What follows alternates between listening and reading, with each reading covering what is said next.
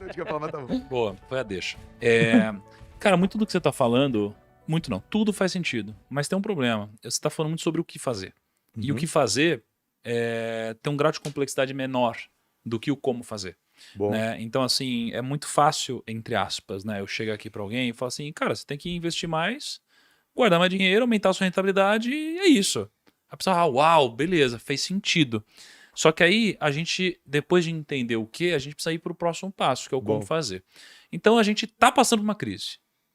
Estão passando por uma crise. A gente pode se antecipar para a próxima, mas durante essa não tem o que fazer.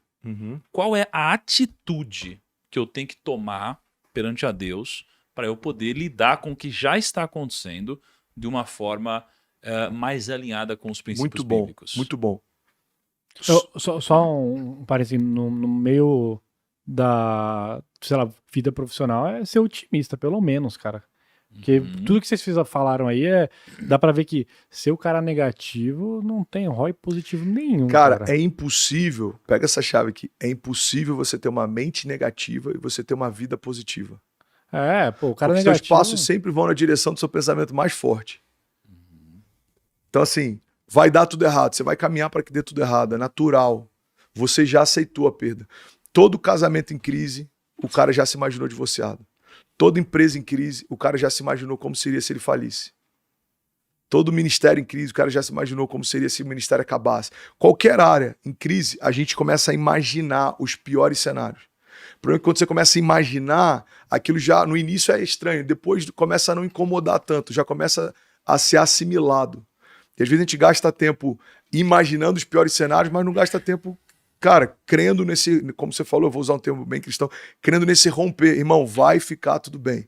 Eu sou o cara do vai dar certo. É isso. O meu time sabe, isso. Vai dar certo, vai dar. Ô, Thiago, o que você falou, cara, acho super importante, só queria abrir um parênteses aqui que o como é o segundo passo quando você discerne o quê. Mas tem muita gente que não chegou nem nesse first step, nem sabe o quê. Porque o óbvio, se ele não é dito, ele não é óbvio, né? Então, assim, tem muita gente que nem discerniu ainda o que fazer. Esse é o primeiro passo. Agora, partindo do pressuposto que você já entendeu o que você tem que fazer. Como fazer? Olhar para Jesus a gente vai ter as respostas para qualquer dúvida. Jesus é a expressão exata de Deus. Então, como Jesus lidava com as crises? Você quer uma crise que deixa a gente muito ansioso na nossa geração? Busca por aceitação. Tem muita gente que está enfrentando uma crise e às vezes não é nem porque você está enfrentando um problema. É porque algumas pessoas não estão te aprovando. E tanto faz se quem está ao teu redor não te aprova. Quem disse que é sobre aprovação? Você pega, olha que louco. Você pega o ministério de Jesus, o ápice da popularidade dele. Jesus está pregando e multidões estão indo em busca dele, ouvi-lo falar, vê-lo fazer. Aí você pega a redenção, a cruz. A Bíblia diz que nem os discípulos ficaram perto dele. Pedro fala que não conhece, os outros vão se esquivando, Judas está lá, se enforcou, está todo mundo longe. Cara, o ápice da popularidade de Jesus e o ápice da rejeição de Jesus marcam momentos completamente diferentes. Quando ele foi mais rejeitado, é quando ele está vivendo o momento mais glorioso e poderoso do seu ministério. Então, uma chave para lidar com crise. Em primeiro lugar, pare de se preocupar com o que pensam. Isso não vai mudar a sua história. O que pensam não tem gerência nenhuma sobre a sua crise. O que pensam sobre você, o que pensam sobre o seu problema. A gente olha para o milagre da filha de Jairo, quando Jesus se aproxima, a multidão está em crise, está chorando, tem luto.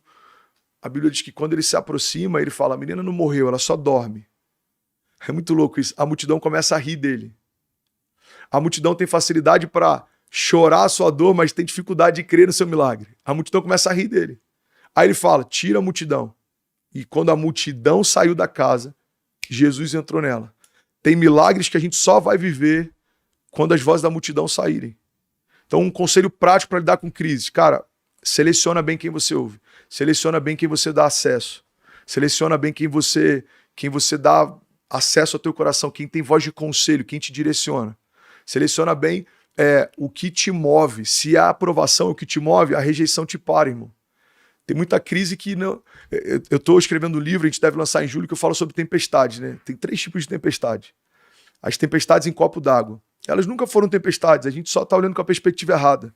Se você olhar de fora, esse problema nem é tão grande assim, essa crise não é tão grande assim. Eu faço um pouco disso.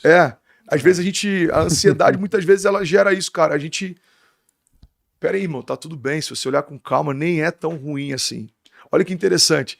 Fizeram um estudo um tempo atrás e a maior parte dos medos que os entrevistados tinham de que algo acontecesse, tempos depois, quando eles foram checar, se não me engano, 97% do que eles temiam nunca aconteceu. 2% aconteceu, mas numa escala muito menor do que eles imaginavam, e 1% aconteceu exatamente como eles temiam. Então tem muita coisa que a gente... Meu Deus, se isso aqui aconteceu, é o fim da nossa vida. Quando você vai ver, irmão, já passou 5 anos que você superou essa crise, você nem lembra mais. Então, a primeira coisa que eu acho que ajuda muito, a gente selecionar quem tem voz de destino na nossa vida. Quais são as vozes que eu ouço? A gente tem que se blindar. Segunda coisa, eu preciso buscar na fonte. Biblicamente falando, olha que interessante isso.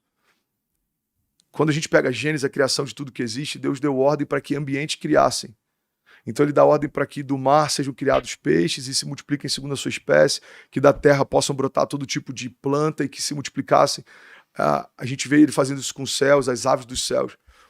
E é por isso que, na forma como Deus criou, se você desconecta o que foi criado da fonte da vida que o criou, ele morre. Se você tira um peixe da água, ele morre.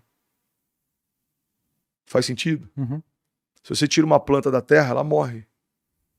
Agora, e nós? Da onde nós fomos criados? Nós fomos criados em Deus.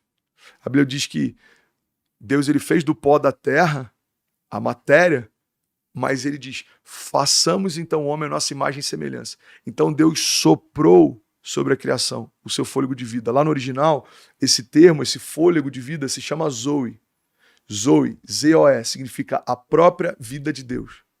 Então Deus sopra a sua própria vida na criação e aí aquele pedaço de barro se tornou um ser vivente. Então, aonde fomos formados? Em Deus. Como que a gente morre? Se a gente se desconectar de Deus. A gente está vendo uma geração de mortes funcionais, uma geração de gente vivendo sem propósito e trabalhando, uma geração de gente com vazio existencial e se movendo, uma geração de gente com vazios emocionais, com buracos emocionais e estamos lá. E vai dar certo, vai acontecer. Então, o que você precisa fazer no meio da crise? Voltar para a fonte. A única coisa que te vivifica é o que te criou. A única pessoa que sabe o que está faltando é quem te fez completo. Então eu tenho buracos, em alguns momentos eu percebo, opa, peraí, tem uma área de mim que não está preenchida.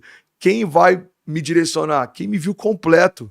O Deus que viu o André completo antes da minha primeira crise emocional existir, o Deus que me viu completo antes das minhas primeiras cicatrizes existirem, o Deus que me viu completo antes do pecado me deformar, o Deus que me viu completo antes de algumas coisas se perderem, alguns princípios serem deturpados. Esse Deus vai falar, cara, não é assim que eu te fiz, não é assim que eu te vejo, não é para esse lugar. Então quem tem a matriz é como o blueprint, né? Quem sonhou você primeiro sabe o que você é, o que você pode, o que ele espera de você. A gente tem que voltar para o plano original, cara. Que é uma coisa que eu brinco sobre esse lance de buscar a sua melhor versão. A gente buscar a sua melhor versão significa buscar a sua única versão. Existe uma única versão. Quem você é, o que você carrega, o propósito que você tem, o desígnio que você tem. Então, nossa perseguição tem que ser entender esse lugar. Quem Deus me chamou para ser, o que Ele espera de mim. Qual que é o propósito? A minha pergunta para Deus em vários momentos é, Deus, o que a gente vai fazer junto esse ano? Qual que é a sua agenda para 2023? A oração do Pai Nosso ensina isso. Deus, seja feita a sua vontade, assim na terra, como já é feita no céu. Então, buscar na fonte é uma chave de sabedoria que pode abençoar muito você no meio da sua tempestade. Cara. Faz sentido alguma coisa? Total. Faz sentido, faz muito sentido, cara. Tem mais um minuto pro como? Por gentileza. Então vamos lá. certeza. Outra coisa, a gente tem que gastar mais tempo com a força do nosso barco do que preocupado com a força das ondas. Você pega uma tempestade. Cara, tem navios gigantes enfrentando tempestade todos os dias. Enquanto a gente tá falando aqui, lá no, sei lá, mano, no Oceano Pacífico, no Índico, em algum lugar deve ter algum navio lá lutando para passar. E tem muito mais navios navegando do que afundando. Por que alguns navios afundam? Não é pela quantidade de água que está ao redor deles, é pela quantidade de águas que eles deixaram entrar. O que afunda o barco não é a grandeza do oceano que ele está, irmão. É a quantidade de água que ele deixa entrar. Como que entra a água? Ou você tem um design mal feito, ou foi mal fabricado. Tudo fala sobre antecipação. Eles não se anteciparam, não desenharam da forma certa, não se prepararam para aquilo. Ou então tem a ver com buracos, cara. Você tem brechas.